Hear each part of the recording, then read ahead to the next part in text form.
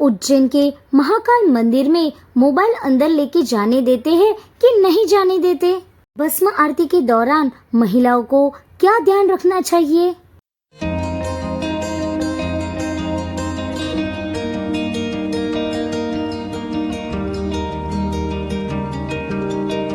आज हमारे नसीब में नहीं होगा महाकाल के दर्शन करने का। ठीक है, कुछ नहीं, अभी हम लोग सोच रहे हैं कि कल ही हम लोग जाएंगे और दर्शन करेंगे।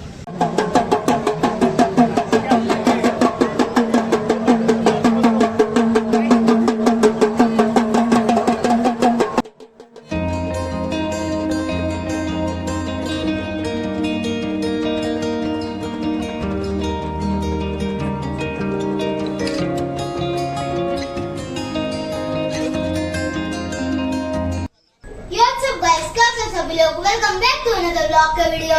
गाइस, आप सब लोग, मैं और रियान तो एकदम ही बढ़िया है। हम लोग एक्चुअली बाहर आए हैं। कहाँ पे आए हैं हम लोग रियान? उज्जैन। अभी हम लोग आ चुके हैं उज्जैन में और अभी थोड़ी ही देर में हम लोग जाने वाले हैं महाकाल के दर्शन करने के लिए। उज्जैन में हम लोग जिस होटल में रुके हैं उस होटल का नाम है मिरेकल, जो कि मंदिर से बहुत ही पास है और रूम्स वगैरह भी बहुत अच्छा है। तो अगर आप आते हो उज्जैन में तो आप इस होटल में रुक सकते हो।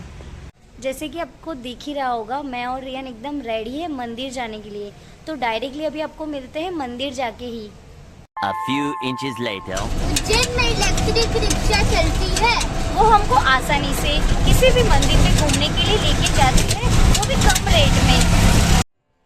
उज्जैन विभिन्न पुराणों के अनुसार सतयुग काल से ही भारतवर्ष का एक महत्वपूर्ण तीर्थ रहा है।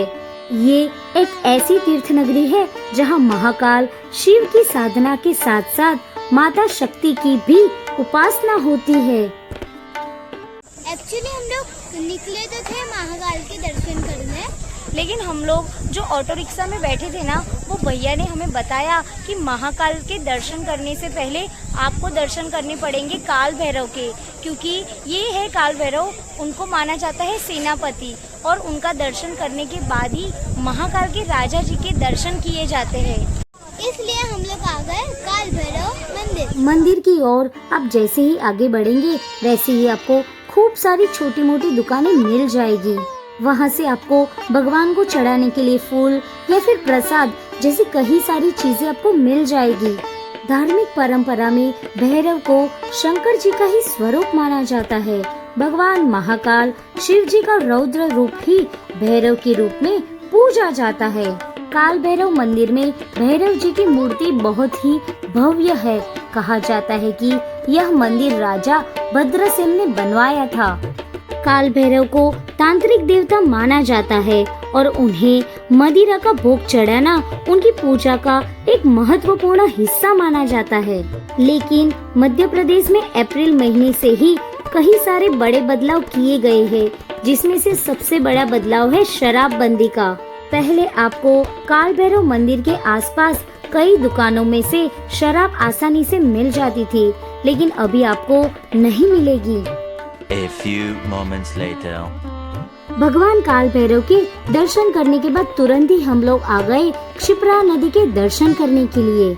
मध्य प्रदेश के उज्जैन शहर की एक पवित्र और ऐतिहासिक नदी है क्षिप्रा नदी। यह नदी धार्मिक, सांस्कृतिक और आध्यात्मिक दृष्टि से अत्यंत महत्वपूर्ण मानी जाती है। महाकाल दर्शन से पहले क्षिप्रा नदी में स्नान या फिर उसके तट पर दर्शन करना अत्यंत ही शुभ माना जाता है। क्षिप्रा को मोक्षदायिनी कहा गया है। इस नदी में स्नान करने से सभी तीर्थों के बराबर पुण्य प्राप्त होता है। आप अगली बार जब भी उज्जैन जाए तो सबसे पहले क्षिप्रा नदी के दर्शन करना, उसके बाद ही महाकाल के दर्शन करने जाना।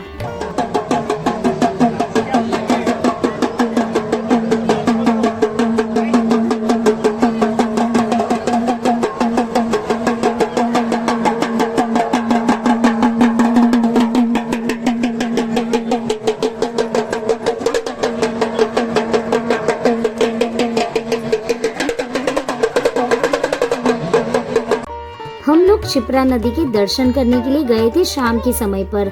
हम लोग ने स्नान तो नहीं किया, लेकिन अंत में हमने क्षिप्रा नदी को नमन करते हुए वहाँ पर दिया जरूर जलाया। 5 minutes later.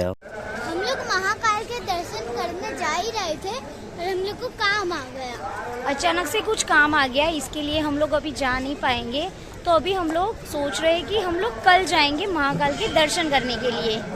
कहते हैं ना कि जो होता है वो अच्छे के लिए ही होता है, तो शायद आज हमारे नसीब में नहीं होगा महाकाल के दर्शन करने का।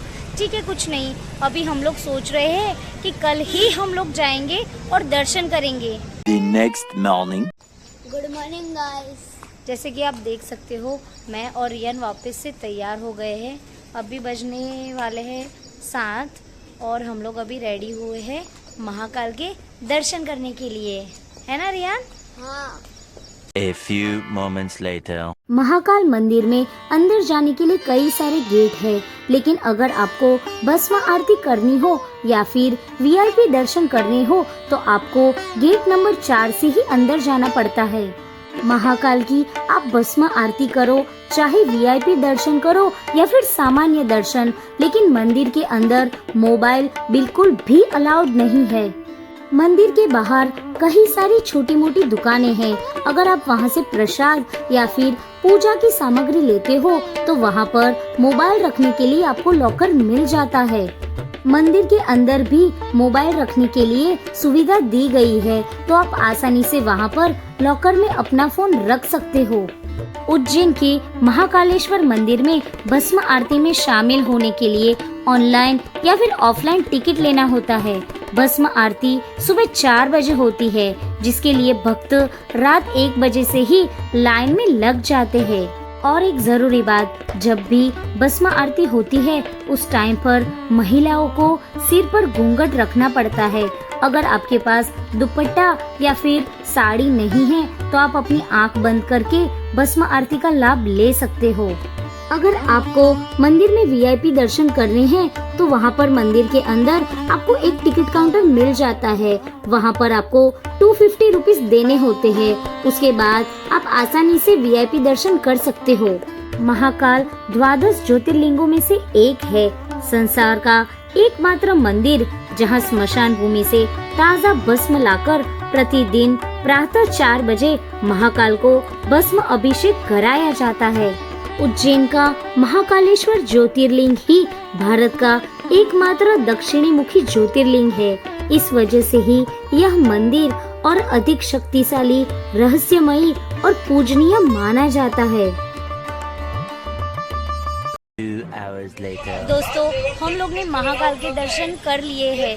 अगर आपको भी लाइफ में चांस मिलता है तो आप जरूर आए उज्जैन और महाकाल के दर्शन जरूर करें। अगर आपको वीडियो पसंद आए तो प्लीज लाइक, शेयर, सब्सक्राइब जरूर से करना। मिलते हैं अगले वीडियो में, तब तक बाय।